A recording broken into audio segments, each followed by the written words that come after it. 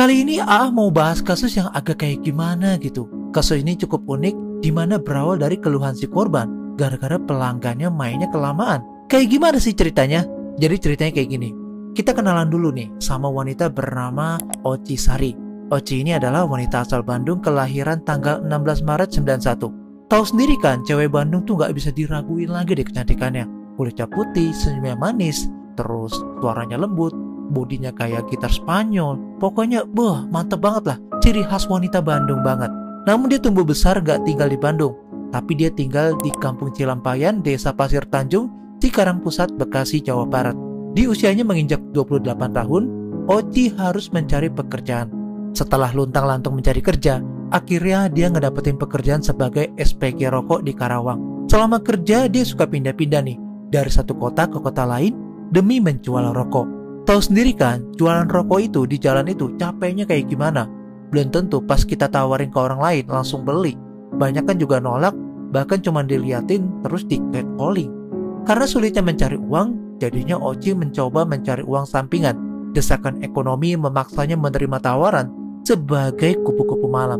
Dia memasarkan dirinya di berbagai media sosial seperti Facebook, MiChat, atau platform X. Selama buka jasa di aplikasi MiChat, dia menerima berbagai tawaran kencan berbayar. Namun dia nggak sadari, pilihan hidup yang diambil ini akan menjadi akhir hidupnya. Pada Oktober 2019, Oci mencoba untuk fokus memasarkan dirinya di media sosial Facebook. Gak lama berselang, dia menerima notifikasi. Saat dibuka, dia mendapatkan pesan dari seorang pria bernama Ridwan Solihin. Pria yang lebih dikenal dengan sapaan Emen ini, pekerjaannya sebagai kuli bangunan. Kebetulan dia sedang mengerjakan proyek pembangunan perumahan di Bekasi. Emen ini asli orang Purwakarta, namun dia tumbuh besar di Kampung Ciomas, sebuah pemukiman sederhana RT 0704, Desa Warungkadu, Kecamatan Pesawahan. Facebook menjadi panggung pertemuan pertama mereka. Obrolan ringan berlanjut ke WhatsApp, hingga akhirnya terjadi kesepakatan untuk bertemu. Oci mematok tarif Rp400.000, namun Ridwan berhasil menawar menjadi Rp250.000, sebuah harga yang terbilang murah lah untuk standar kencan berbayar di Karawang. Sebelum pertemuan itu, Ridwan melakukan persiapan yang gak biasa. Dia membeli obat kuat dan tisu magic. Ya kalian tahu lah ya, pastinya biar tahan lama. Kalau bisa main sampai besok ya besok. Buset dah gue bilang. Hingga akhirnya mereka buat janjian ketemuan di Hotel Omega pada tanggal 6 Oktober 2019. Ketika keduanya bertemu, mereka sama-sama masuk ke kamar 211. Sampai di kamar mereka memulai aksinya, berawal dari pemanasan hingga mulai ke permainan intim. Gak lupa sebelum main, Ridwan meminum obat kuat dan tisu magic. Awalnya semua berjalan dengan normal.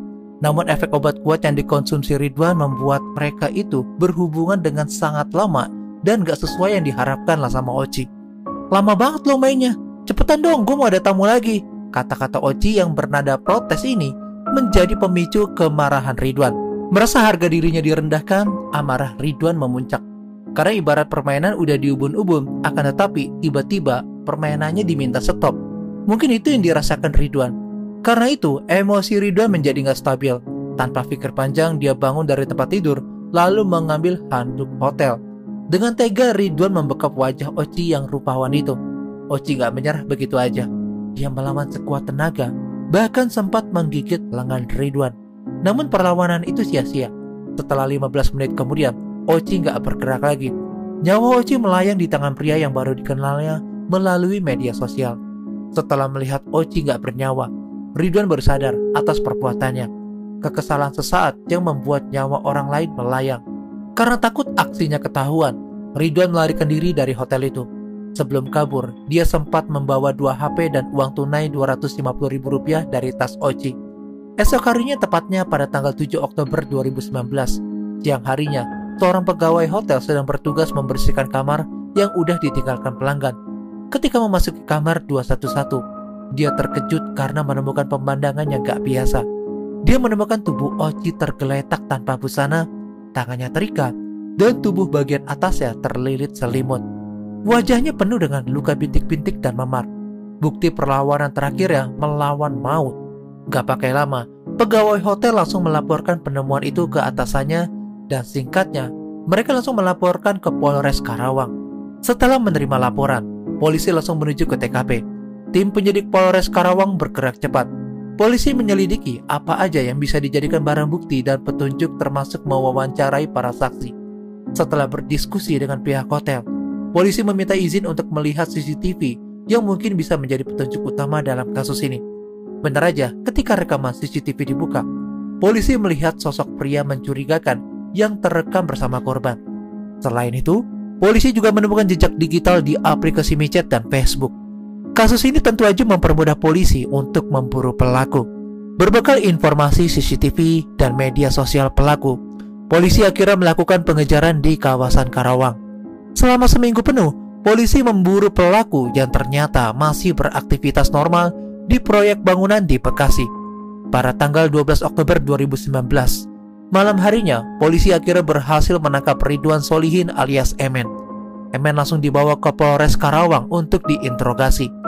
Dalam interogasi terungkap motif yang mengejutkan, bukan hanya karena merasa nggak puas dengan pelayanan, akan tetapi juga karena merasa harga dirinya diinjak-injak setelah diminta untuk cepat-cepat selesai. Padahal permainan belum selesai, akan tetapi korban udah mulai menggerutu karena kelamaan. Pada tanggal 17 Oktober 2019, polisi membawa Ridwan ke Hotel Omega Karawang. Dia menjalani rekonstruksi dengan 31 adegan. Ridwan mengaku setelah menghabisi Oci, dia juga mengambil 2 unit handphone dan uang Rp250.000 milik korban. Sebuah kejahatan berlapis yang berawal dari perkenalan di media sosial. Ridwan Solihin harus mempertanggungjawabkan perbuatannya di hadapan hukum. Jaksa menjeratnya dengan pasal berlapis, pasal 338 KUHP tentang penghabisan nyawa, dan juga ada pasal 365 ayat 3 KUHP tentang pencurian dan kekerasan yang mengakibatkan tiada. Ridwan Solihin harus mempertanggungjawabkan perbuatannya di hadapan hukum. Jaksa menjeratnya dengan pasal berlapis, pasal 338 KUHP tentang penghabisan nyawa, pasal 365 ayat 3 KUHP tentang pencurian dan KDRT, dan pasal 351 ayat 3 KUHP tentang penganiayaan yang mengakibatkan kemetongan. Dengan dakwaan berlapis tersebut, Ridwan terancam hukuman penjara maksimal 15 tahun, sebuah konsekuensi berat yang harus ditanggung atas perbuatan yang dilakukannya dalam hitungan menit di kamar 211. Kasus kedua gak kalah menarik nih lor. Gara-gara bermain liar, salah satu pasangan pedang-pedangan itu harus meregang nyawa. Kayak gimana sih ceritanya? Jadi awalnya gini nih lor. Awalnya kita kenalan dulu nih sama si korban bernama Yadi. Dia adalah seorang PNS, seorang pemuda berusia 23 tahun yang lahir dan besar di Kampung Cilengsar, Desa Gadok, Kecamatan Cipanas, Cianjur. Yadi dikenal sebagai sosok yang tertutup dan memiliki ketertarikan pada hal-hal yang dianggap menyimpang oleh masyarakat. Dia adalah seorang mahasiswa di salah satu universitas di Bandung. Untuk memenuhi kebutuhan hidupnya, dia terpaksa bekerja serabutan. Yadi memiliki pengalaman buruk di masa lalu, di mana dia pernah menjadi korban ehem-ehem oleh temannya di Jakarta. Pengalaman ini membuatnya memiliki orientasi yang sangat berbeda dan sesama jenis. Yadi juga memiliki ketertarikan pada hal-hal yang liar. Suatu hari nih ya, Yadi membuat sebuah postingan di media sosial Facebook. Dalam postingannya, dia menulis mencari seseorang yang menyukai keliaran di daerah Cipanas, Cianjur, dan juga Bogor. Dia bahkan menambahkan kata-kata, "Kuilah, gue lagi santai nih," yang menunjukkan bahwa dia mencari seseorang yang dominan dan dia bersedia menjadi pihak yang patuh.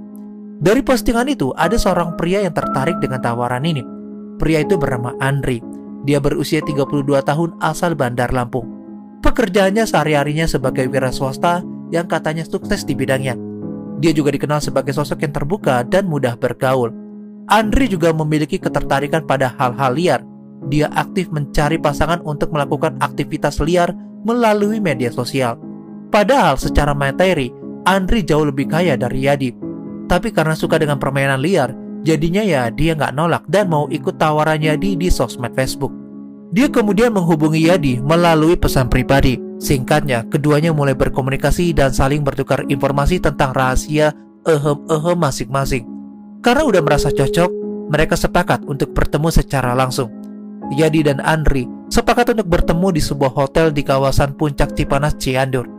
Yadi menawarkan imbalan sebesar Rp1.000.000 jika Andri bisa memuaskannya dalam hubungan liar. Andri setuju dengan tawaran itu. Yadi kemudian meminta Andri untuk membawa perlengkapan liarnya seperti lakban, pakaian zentai, pakaian ketat-ketat gitu, dan alat-alat lainnya. Andri pun menyanggupi permintaan Yadi. Pada hari yang telah ditentukan, Andri datang dari Bandar Lampung menuju Cipanas. Dia membawa sebuah perlengkapan fantasi liar yang diminta oleh Yadi. Sesampainya di hotel, Andri langsung menuju kamar yang telah dipesan. Gak lama kemudian, Yadi datang menyusul. Setelah bertemu, Yadi dan Andri langsung memulai sesi fantasi liar mereka. Mereka melakukan berbagai aktivitas yang telah mereka sepakati sebelumnya. Namun di tengah sesi tersebut, terjadi sebuah insiden yang membuat Yadi marah. Andri secara tiba-tiba mengencingi wajah Yadi. Yadi merasa kesal dan sakit hati karena perlakuan Andri. Dia merasa gak dihargai dan dipermalukan. Yadi yang udah menyiapkan berbagai peralatan untuk berhubungan secara ekstrim, mulai dari lingerie untuk pria, kain hingga lakban hitam menjadi gelap mata. Tanpa pikir panjang, Yadi mengambil lakban hitam yang telah disiapkannya. Dalam keadaan emosi, Yadi mengikat leher Andri dengan lakban tersebut dengan sangat kencang. Andri berusaha melawan dan melepaskan ikatan lakban di lehernya. Namun Yadi semakin mengencangkan ikatan tersebut. Andri pun kesulitan bernapas dan mulai kehabisan oksigen. Yadi terus membiarkan Andri dalam kondisi tersebut hingga akhirnya Andri lemas dan gak bergerak lagi. Setelah memastikan Andri udah gak bernyawa, Yadi panik karena tindakannya udah di luar dugaannya. Karena panik untuk menghilangkan jejak, dia kemudian membungkus tubuh Andri dengan kain hitam yang juga telah disiapkan. Yadi meninggalkan Andri yang udah gak bernyawa di kamar hotel tersebut. Yadi meninggalkan hotel seorang diri. Dia sempat menghubungi resepsionis hotel sekitar 6 jam setelah kejadian dan mengatakan bahwa ada tamu di kamar tersebut yang membutuhkan bantuan. Yadi kemudian pulang ke rumahnya di Kampung Cilengsar, Desa Tigodok, Kecamatan Cipanas. Sementara itu resepsionis hotel yang menerima pesan dari Yadi merasa curiga. Dia kemudian mencoba menghubungi kamar Andri, namun gak ada jawaban. Resepsionis hotel kemudian membuka kamar tersebut dengan kunci cadangan. Di sana, alangkah terkejutnya resepsionis tersebut ketika menemukan Andri tergeletak di lantai dengan kondisi terbungkus kain hitam dan leher terikat lakban. Resepsionis hotel segera melaporkan kejadian tersebut ke polisi. Polisi datang ke lokasi kejadian dan melakukan olah TKP. Polisi menemukan sejumlah luka lebam di tubuh Andri yang diduga akibat hantaman benda tumpul. Polisi juga menemukan gunting di dekat tubuh Andri, namun belum diketahui kegunaannya. Polisi kemudian membawa tubuh Andri ke rumah sakit untuk dilakukan otopsi. Setelah melakukan penyelidikan, polisi berhasil mengidentifikasi Yadi sebagai pelaku penghabisan nyawa Andri. Polisi kemudian melakukan pengejaran terhadap Yadi. Gak butuh waktu lama, polisi berhasil menangkap Yadi di rumahnya di Kampung Cilengsar. Saat ditangkap, Yadi gak melakukan perlawanan. Dia mengakui semua perbuatannya kepada polisi. Yadi mengaku menghabisi Andri karena kesal dan sakit hati setelah wajahnya dikencingi saat berhubungan Yadi juga mengaku bahwa dia dan Andri telah membuat kesepakatan untuk melakukan hubungan Yadi mengatakan bahwa dia telah menyiapkan semua perlengkapan fantasi liarnya untuk pertemuan tersebut. Setelah melakukan pemeriksaan terhadap Yadi, polisi menetapkannya sebagai tersangka penghabisan nyawa. Yadi dijerat dengan pasal 338 KUHP tentang penghabisan nyawa dengan ancaman hukuman maksimal 15 tahun penjara. Kasus penghabisan nyawa ini kemudian dilimpahkan ke pengadilan untuk disidangkan. Dalam persidangan, Yadi mengakui semua perbuatannya. Dia juga menyampaikan penyesalannya atas perbuatan yang telah dilakukannya.